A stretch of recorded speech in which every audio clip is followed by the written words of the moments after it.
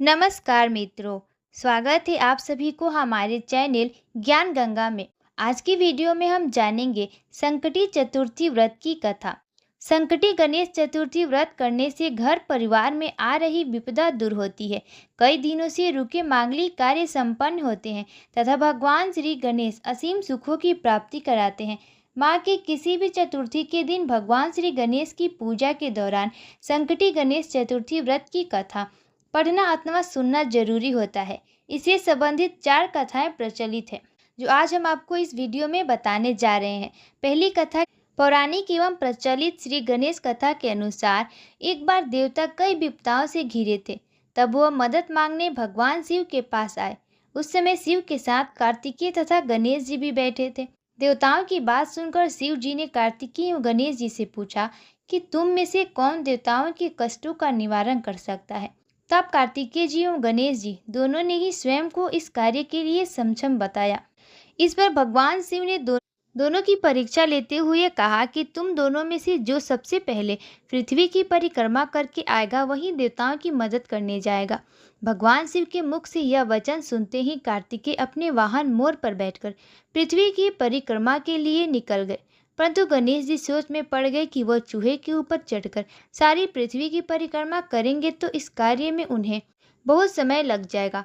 तभी उन्हें एक उपाय सूझा। गणेश अपने स्थान से उठे और अपने माता पिता की 7 बार परिक्रमा करके वापस बैठ गए। परिक्रमा करके लौटने पर कार्तिकेय स्वयं को विजेता बताने लगे। तब शिव जी ने श्री गणेश से पृथ्वी की परिक्रमा ना करने का कारण पूछा। तब गणेश ने कहा, माता पिता के चरणों में ही समस्त लोक है।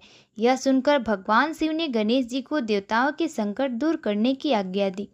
इस प्रकार भगवान शिव ने गणेश जी को आशीर्वाद दिया कि चतुर्थी के दिन जो तुम्हारा पूजन करेगा और रात्रि में चंद्रमा को अर्घ्य देगा, उसके तीनों ताप यानी दैविक ताप और भौतिक ताप दूर होंगे। इस व्रत को करने से व्रतधारी के सभी तरह के दुख दूर होंगे और उसे जीवन के भौतिक सुखों की प्राप्ति होगी। चारों तरफ से मनुष्य की सुख समृद्धि बढ़ेगी। पुत्र पौत्रादि धन ऐश्वर्य की कमी नहीं रहेगी। गणेश चतुर्थी व्रत की दूसरी कथा। एक समय की बात है, राजा हरिश्चंद्र के राज्य में एक कुम्हार था। वह मिट्टी के बर्तन बनाता, लेकिन वे कच्चे रह जाते थे। एक पुजारी की सलाह पर उसने इस समस्या को दूर करने के लिए एक छोटे बालक को मिट्टी के बर्तनों के साथ आवा में डाल दिया। उस दिन संकटी चतुर्थी का दिन था। उस बच्चे की माँ अपने बेटे के लिए परेशान थी। उसने गणेश जी से बेटे की कुशलता की प्रार्थना की। दूसरे दिन जब कुम्हार ने सुबह उठकर देखा तो आवा में उसके बर्तन तो पक गए थे, लेकिन बच्चों का बाल बक्का भी नहीं हुआ था। वह डर गया और राजा के दरबार में जाकर सारी घटना बताई। इसके बाद राजा ने उस बच्चे और उसकी माँ को बुलवाया तो माँ ने सभी तरह के विघ्न को दूर करने वाली संकटी चतुर्थी का वर्णन किया। इस घटना के बाद से महिला संतान एवं परिवार के सौभाग्य के लिए संकट चौथ का व्रत करने लगी। गणेश चतुर्थी व्रत की तीसरी कथा। एक समय की बात है कि विष्णु भगवान का विवाह लक्ष्मी जी के साथ निश्चित हो गया। विवाह की तैयारी होने लगी तभी देवताओं को निमंत्रण भेजे गए, परंतु गणेश जी को निमंत्रण नहीं दिया। कारण जो भी रहा हो, जब भगवान विष्णु की बारात जाने का समय आ गया, सभी देवता अपनी पत्नियों के साथ विवाह समारोह में आए। उन सब ने देखा कि गणेश जी कहीं दिखाई नहीं दे रहे हैं। तब वे आपस में चर्चा करने लगे कि क्या गणेश जी को कोई न्योता नहीं दिया या स्वयं गणेश जी ही नहीं आए हैं। सभी को इस बात पर आश्चर्य होने लगा। तभी सबने विचार किया कि विष्णु भगवान से इसका कारण पूछा जाए। विष्णु भगवान से पूछने पर उन्होंने कहा कि हमने गणेश जी के पिता भोलेनाथ महादेव को न्योता भेजा है। यदि गणेश जी अपने पिता के साथ आना चाहते हो तो आ जाते। अलग से न्योता देने की कोई आवश्यकता भी नहीं थी। दूसरी बात यह कि उनको 1.25 मन मूंगा, 1.25 मन चावल, 1.25 मन घी और 1.25 मन लड्डू का भोजन दिन भर में चाहिए। यदि गणेश जी नहीं आएंगे तो कोई बात नहीं, दूसरे के घर जाकर इतना सारा खाना पीना अच्छा भी नहीं लगता। इतनी वार्ता कर ही रहे थे कि किसी ने एक सुझाव दिया, यदि गणेश जी आ भी जाए तो उनको द्वारपाल बनाकर बैठा देंगे कि आप घर की याद रखना। आप तो चूहे पर बैठकर धीरे धीरे चलोगे तो बारात से बहुत पीछे रह जाओगे। यह सुझाव भी सबको पसंद आ गया, तो विष्णु भगवान ने भी अपनी सहमति दे दी। होना क्या था कि इतने में गणेश जी वहां आ पहुंचे और उन्हें समझा बुझाकर घर की रखवाली करने बैठा दिया गया। बारात चल दी, तब नारद जी ने देखा कि गणेश जी तो दरवाजे पर ही बैठे हुए हैं। तो वे गणेश जी के पास गए और रुकने का कारण पूछा। गणेश जी कहने लगे कि विष्णु भगवान ने मेरा बहुत अपमान किया है।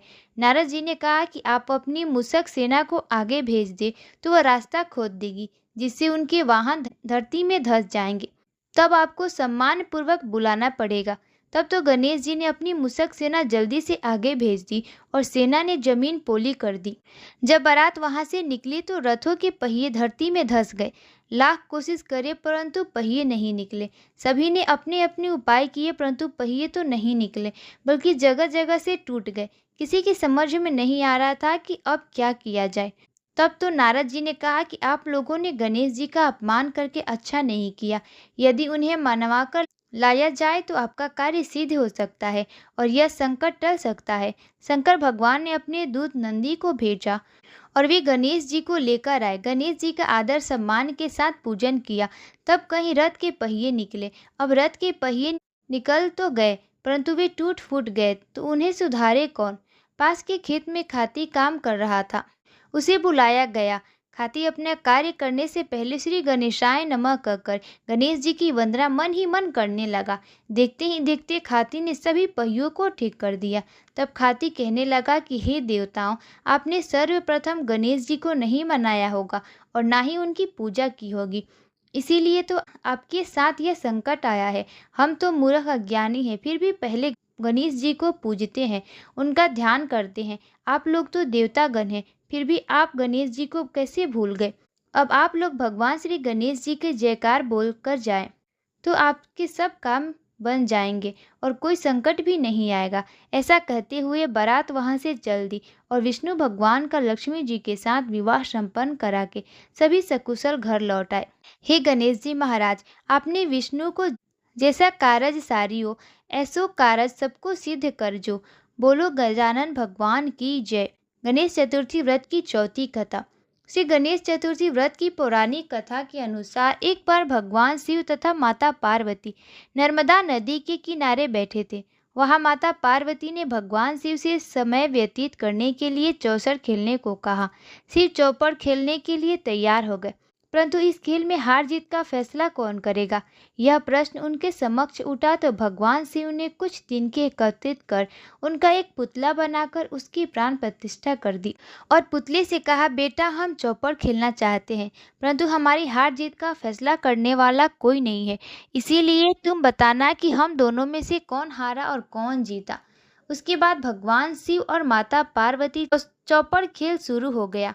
यह खेल 3 बार खेला गया और संयोग से तीनों बार माता पार्वती की जीत हुई। खेल समाप्त होने के बाद बालक से हार जीत का फैसला करने के लिए कहा गया, तो उस बालक ने महादेव जी को विजयी बताया। यह सुनकर माता पार्वती क्रोधित हो गई और क्रोध में उन्होंने बालक को लंगड़ा होने, कीचड़ में पड़े रहने को श्राप दे दिया। बालक ने माता पार्वती से माफ़ी मांगी और कहा कि यह मुझसे अज्ञानतावश ऐसा हुआ है, मैंने किसी द्वेष भाव से ऐसा नहीं किया है। बालक के द्वारा क्षमा मांगने पर माता ने कहा, यहाँ गणेश पूजन के लिए नाग कन्याएं आएंगी, उन्हें कहे अनुसार तुम गणेश व्रत करो, ऐसा करने से तुम मुझे प्राप्त करोगे। यह कहकर माता पार्वती शिव के साथ कैलाश पर्वत पर चली गई। 1 वर्ष के बाद उस स्थान पर नाग कन्याएं आई। तब नाग कन्याओं से भी श्री गणेश के व्रत की विधि मालूम करने पर उस बालक ने 21 दिन लगातार गणेश जी का व्रत किया। उसकी श्रद्धा से गणेश जी प्रसन्न हुए। उन्होंने बालक को मनवांछित फल मांगने के लिए कहा। उस पर उस बालक ने कहा कि हे विनायक, मुझ में इतनी शक्ति दीजिए कि मैं अपने पैरों से चलकर अपने माता पिता के साथ कैलाश पर्वत पर पहुंच सकूं और वे देख प्रसन्न हो जाएं। तब बालक को वरदान देकर श्री गणेश अंतर ध्यान हो गए। इसके बाद वह बालक कैलाश पर्वत पर पहुंच गया और कैलाश पर्वत पर पहुंचने की अपनी कथा उसमें भगवान शिव को सुनाई। चौपड़ वाले दिन से माता पार्वती शिव जी से विमुख हो गई थी। अंत देवी के रुष्ट होने पर भगवान शिव ने भी बालक के बताए अनुसार 21 दिनों तक श्री गणेश का व्रत किया। इस व्रत के प्रभाव से माता पार्वती के मन में भगवान शिव के लिए जो नाराजगी थी वो समाप्त हो गई। तब यह व्रत विधि भगवान शंकर ने माता पार्वती को बताई। यह सुनकर माता पार्वती के मन में भी अपने पुत्र कार्तिकेय से मिलने की इच्छा जागृत हुई।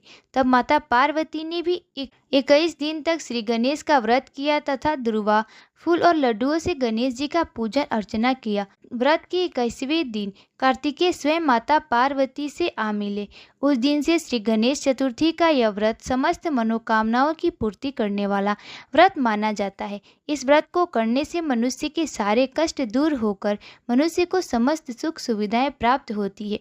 दोस्तों, तो ये थी गणेश चतुर्थी व्रत की कथा। अगर आपको कहानी अच्छी लगी हो तो वीडियो को लाइक कीजिएगा और हमारे चैनल को सब्सक्राइब करना ना भूलिएगा।